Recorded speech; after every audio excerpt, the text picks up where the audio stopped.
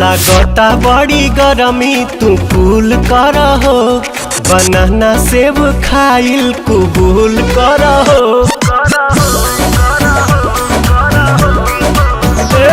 लागता बड़ी गरमी तू कूल कर हो, बनाना सेब खाइल कबूल कर हो।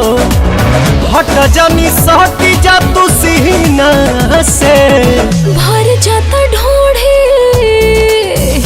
हाँ भर जाता ढोढ़ी मोर पसीना से राजा, भर जाता ढोढ़ी मोर पसीना से।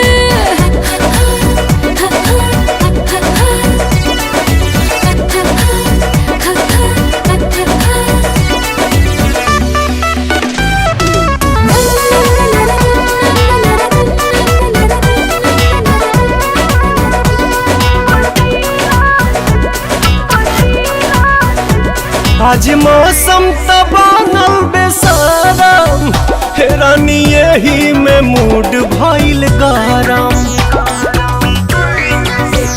गइल लाइट बढ़ल